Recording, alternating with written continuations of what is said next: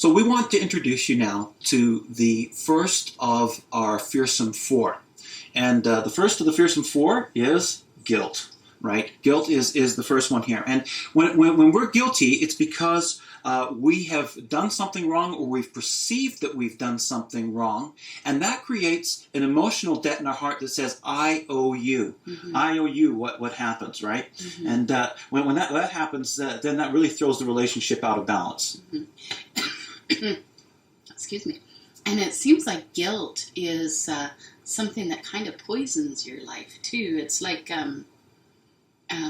when you feel guilty about one thing, it just seeps over into every part of your life, and you become this person that expects way too much of yourself from day to day because you live in like a cloud of guilt. Yeah, that is really true. It does kind of seep out into things. And the other thing about all of these fours, they really like to stay hidden. So it stays hidden. It camouflages itself, and you can always find a way to kind of justify it or to conceal it or put it off to the side there. That's water under the bridge. I'll go back to that later. But it still kind of nags away at you on the inside.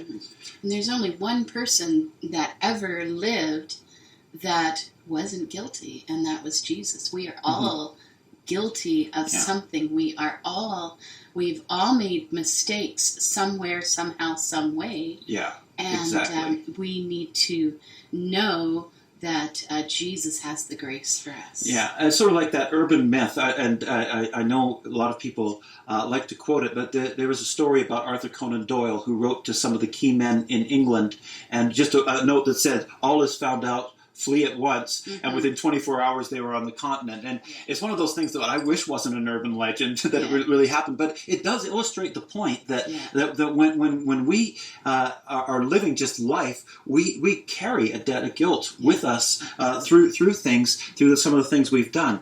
And one of the biggest places we see that is in families that begin to break up, and that guilt affects everybody in the situation. I mean, usually there's somebody who's instigated the breakup. It might be a guy running off with his secretary or something like that, and all of a sudden realizes, hey, I've stolen from my family. I've stolen a lot of stuff from my family. I've stolen birthdays, Christmas. I've stolen my wife's security from those kind of things. But it's not just the parents, is it? No, yeah. Sometimes the kids see it, like I said, it seeps into every part of your life, and then sometimes the kids feel guilty because I wonder what I did that was wrong. I wonder how I made this situation happen. And guilt can be just a terrible controlling thing. And one of the biggest things with guilt, I think, comes down to that fear thing again, when we talked about earlier, and the fear of being found out,